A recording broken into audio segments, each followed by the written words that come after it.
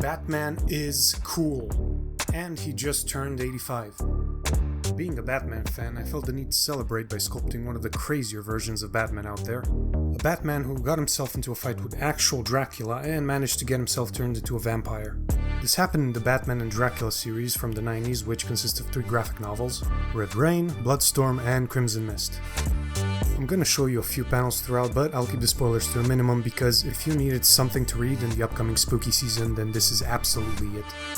Started off with the usual wire and foil, just to give him skeleton and some bulk to his body.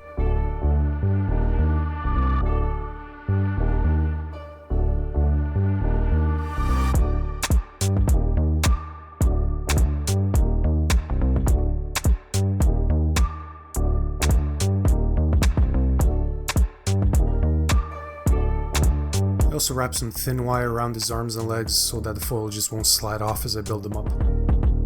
His super firm vampire muscles and skin will be made using Super Sculpey Firm.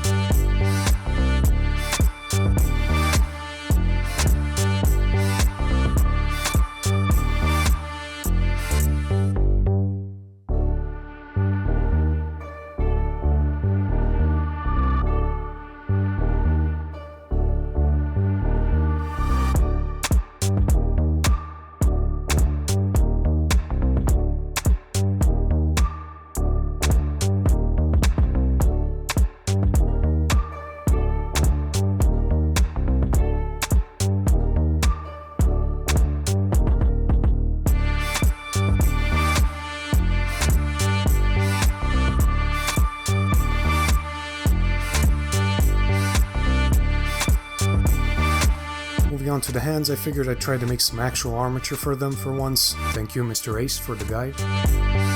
After I made 2 little grabbers, I wrapped them in clay so they can become real hands.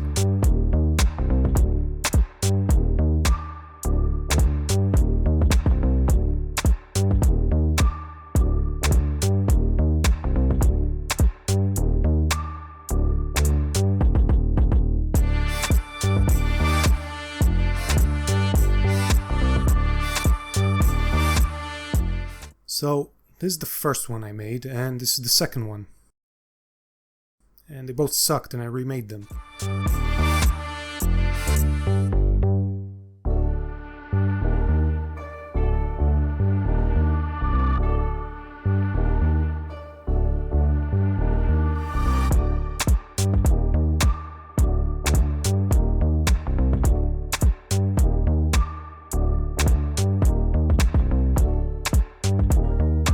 had this dummy head just to use as a size reference for his actual head.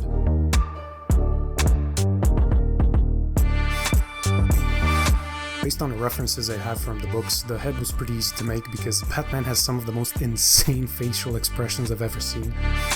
Like seriously, they vary from got your nose to I will inhale your entire soul.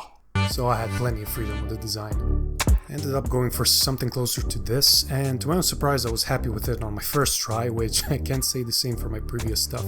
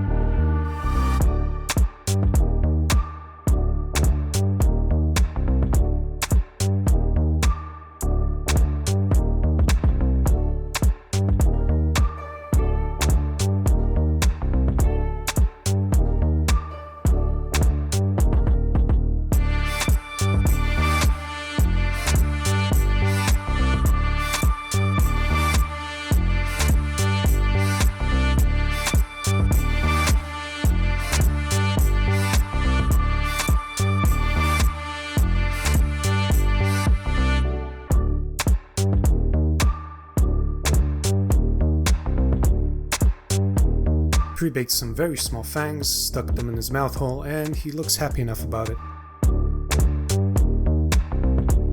Moved on to adding details all around his body, with folds in his suit, some extra muscle definition, giving him his boots and gloves, and also his utility belt.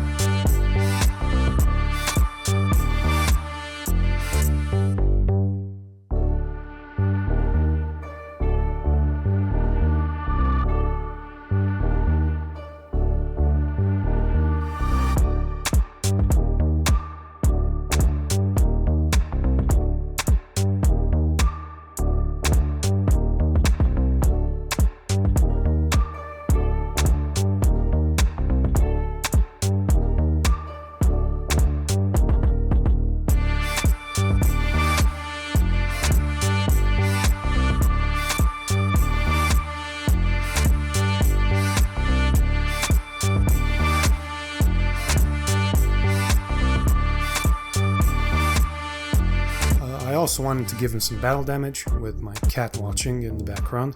Speaking of which, Catwoman is in the story as well, and she's I ended up giving him some non-silver bullet wounds and some scratches.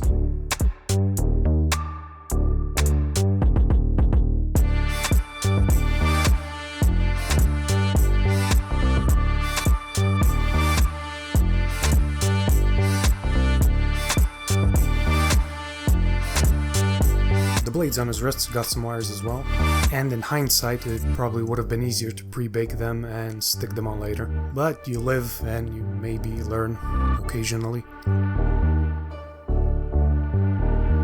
And he's pretty much done at this point. Since his cape will be covering his entire back, there was no need to add details on his backside except for the essentials. His body got baked, so then I could stick his head on and start building up the cape.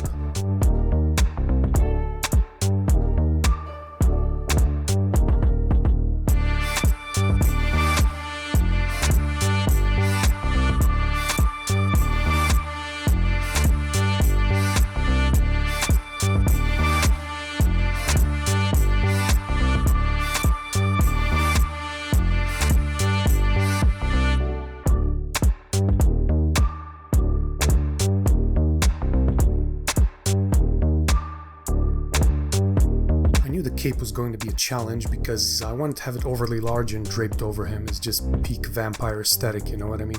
So I just took some large sheets, folded them up and stuck them on his back, which I then blended together.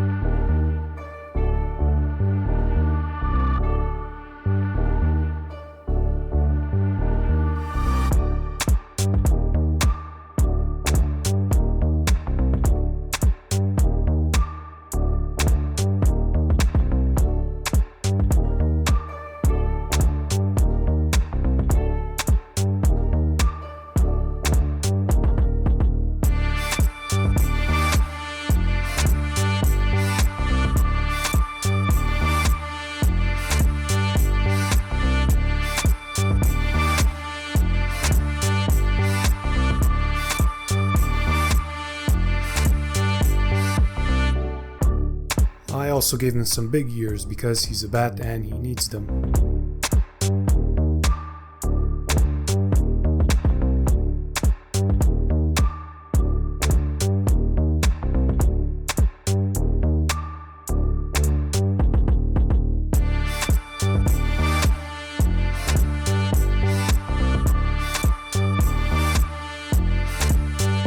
After baking him once more, I sanded all the imperfections and bubbles from the cape, which I managed to burn a bit for some reason, but hey, the garlic bread I made at the same time turned out great, so... As a base, I used some XPS foam and carved it up in a sort of square shape. I then gave it a base coat of Mod Podge mixed with brown and left it to dry. As for Batman's paint, he's done. Okay, as much as I like the Batman aesthetic of being a shadow with eyes, I went ahead and gave him some colors too, starting off with grey for most of his suit.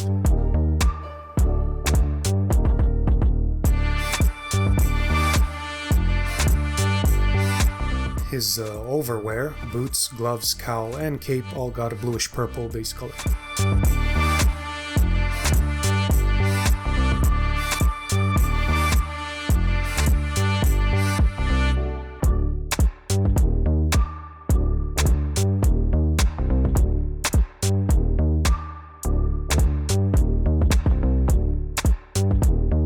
His belt got a mustard yellow, and the black underneath makes it look a bit worn, which is cool because I liked it that way and I didn't need to add in more coats. Then I moved on to his face. An off-white color went to his fangs, a gory red for his gums, and flesh color for his skin, which again, the black underneath makes it look a bit sickly, so I just went with it.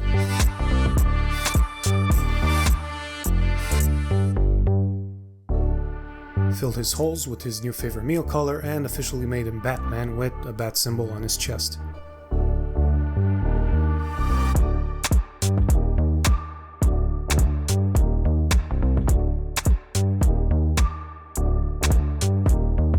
After getting some bright red eyes, I started to add brighter highlights, trying to emulate that comic book cel shading.